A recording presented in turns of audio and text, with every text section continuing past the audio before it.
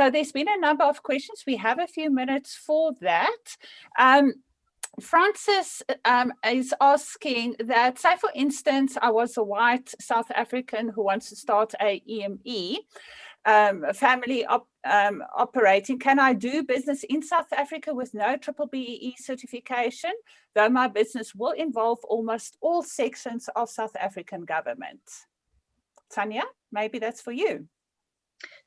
Yes, so it has been difficult for white ownership of small businesses, but I mean, you can collaborate, you can continue to still collaborate with other Black businesses out there. Unfortunately, with the legislation of B-BBEE, the money and funding that you can get out of BEE is specifically only geared towards your Black ownerships. But there's different ways that you can also, and I'm speaking now as a white-owned business, where you can have, you can reach a BEE level where you do have Black ownership as well, but you as the white owner can still hold control of the business. So an example of that is if you were to hold 49% of the shareholding of business, and a lot of white owners would say, oh, no, but then I lose control of my business. No, you don't have to. You can have 51% shareholding, which is Black shareholding, but it can be split. So it can be split across, let's say, for example, 3 shareholders, where that 51% is split across each of them. You as the white owner will still have 49% shareholding, with more than all of the 3 would have their share. But their 3 combined then gives the 51% Black shareholding, and that will then accelerate you in terms of your BEE level. So there is opportunities. Again, also, I work with a lot of white businesses as well. So in terms of their growth, what does a small business need when you're growing? You need more hands. And how do you get more hands without incurring the cost? Through these learnership programs, I place a lot of these learners into small white businesses, into Black businesses. It gives you a set of hands, and under BE, the hosting company is not restricted as to whether that must be Black or whether it must be white. So there definitely are opportunities for you to engage within the BE space, but it does take an understanding, and that's where you can reach out to us through the links that Liezel has given in terms of understanding how can you navigate this space. Thank you, so if Tania. I can maybe come in. Yes. So if I apply the exponential thinking in different business models, so as a white-owned EME, you are by default to level 4.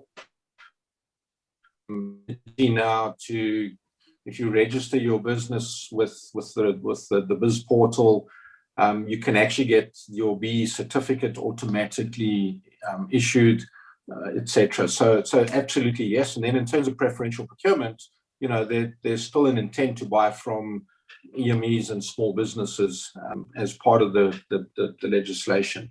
As Tania says, you won't get the money directly as a white-owned business.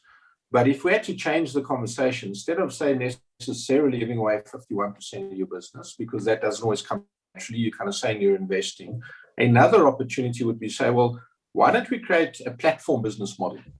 Why don't we create a franchise model that is digitized and automated? So you've built your business, you know the process, you've tested it, you've proven it, but then how do we scale that business by 10? And instead of you growing 10 times, if you created 10 of the businesses that are Black-owned businesses in the majority that are leveraging your recipe, again, think franchise model, then you have the ability through digitization to orchestrate the value of it, to make sure the quality and the standards and those aspects are implemented, but then you can grow your pie as well and share in a smaller piece of the other providers, but still share in the pie and grow your business. So there are ways of developing business models that allow you to scale incrementally, address and deal with BE, as well as take advantage of the development funding in place. So that's really the kinds of thinking that we're doing at HLUKA, is how do we use business models and technology to scale and make sure, again, that it's shared and inclusive. We've got a few minutes left. Yes, and sorry, Tania, we need to move on to some other. Tania, we need to move on to some other questions, please.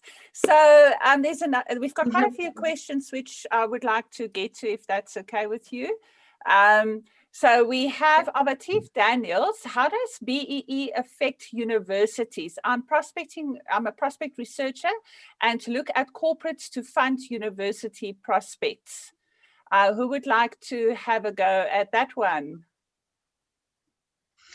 So to fund, it really is dependent on the type of research. If I look at one of my companies who's a multinational in pharmaceutical and home and hygiene space, they definitely they've got an R&D department. So they would definitely collaborate if there is a project that specifically speaks to their core business. Again, I would also say, look at the CETAs, because the CETAs are mandated to work together with universities, and so they might be funding that side as well. There is funding that comes through research and development. I think don't depend on BBBEE for research and development spend. There's other avenues that you can tap into that funding. Excellent, thank you very much. Martina, earlier. Yes, Shane? No, sorry, carry on. I think we've got quite a few questions. Yes, we do. Carry on. Martina earlier asked the question about the difference between an NPO and an NGO, which we did answer in the chat. Her follow-up question is, her concern is there would be more of reservation to support an NPO over an NGO, as from what she understands, there's a difference in tax implication, meaning donations towards NGO can be tax exempt while NPO are not. Is that correct? I think if I can take this one, I can add after that. Try not to go into too much of the technicalities in terms of the NPO and NGO. Yes, there is that tax benefit that a company can obtain. However, if the NPO's purpose is reaching the development of a community and uplifting that community, then a business would more likely go towards assisting that type of project. Irrespective, I've seen many companies fund a project that doesn't have. They ask the question, can we get a tax certificate from you? And they say no, and okay, we're fine to continue, we'll still fund the project. So I think it really boils down to what is the project. Okay. And I think the corporate funders, it's not law necessarily always that you have to, your socioeconomic development has to go to an NGO or an NPO or a combination. It does come down to the policy and the principle that the funder puts in place, and they will make exceptions from time to time. Again, if we work smartly, there is the ability to set up entities that are actually owned by the beneficiaries, right? So again, instead of us setting up a business that everything goes to the NPO and or the NGO, and then there's beneficiaries, why don't we create a business that represents the beneficiaries as a collective, as a cooperative, or as a joint business, and then the funding can fund the tax benefits for sending the money in the right way can be done, and then the NGO can help develop a community-owned entity that also has it. So again, if we look at the business model, there's opportunity to leverage all of this, but also create wealth and value beyond just the one transaction. Okay, great. Thank you. If we just go to a few more questions here, we've got a couple more minutes left.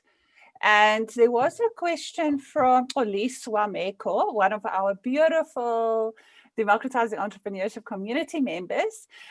It's more a statement, but I think, Shane, you'll be the right person to respond to this. She says access to market is a big challenge for SMEs. How can the HLUKA model assist this? And what other advice do you have? Yeah, so that's exactly the challenge we're looking to overcome. There's the intent of the marketplaces is to be able to match supply and demand in a very simple sense. What we're not trying to do is to go to one corporate at a time and say, well, let's just build your marketplace only. That for the big corporates, that would make sense. But if I take categories of supply, every corporate needs IT, HR, infrastructure facilities. So there's a lot of capabilities that need to be provided and capacity. So literally it's about us working together we've got about 10 initiatives that we've self-started, looking at different industries. So I'll use the security cluster as an example. There's convergence between physical security service providers and digital. So what we're doing is we're saying, okay, let's get together, let's go to the CETAs, let's go to the security authority that you need to register with in the industry, and let's start collaborating between the security and the MICT, the IT sectors, and let's with that get the large corporates together as the incumbents and the established providers, and then let's start looking at aggregating the different providers and solution providers and systematically build the marketplace that matches supply and demand, but then also matches the development. So it is about us identifying certain catalyst leaders and building an ecosystem of beneficiaries, providers, and doing it together. It's work. It does take a little bit of time, but if we started in the small, we demonstrate it, and then we market the initiative in the marketplace, get the scale that we need. And thank you. So we've got methods and techniques that we deploy to do that. Absolutely. Thank you very much for that. And then the last one, we are going to respond, make sure via email we respond to the remainder of the questions, but we are out of time. One last question though. Malebo made this comment right at the beginning of the masterclass. He asked, does BEE still have a future in South Africa? We are seeing a lot of policy and legislature amendments focusing on the business sector. So is there a future for BEE in South Africa if we look forward to 2030, 2050? Shane? I think can I take a first stab at it? Please, Shane. I think our country's challenges are vast. So whether we call it BE or whether we just make it sustainability and purpose-driven transformation, which the rest of the world does, we need to do what BE is intended and designed to do.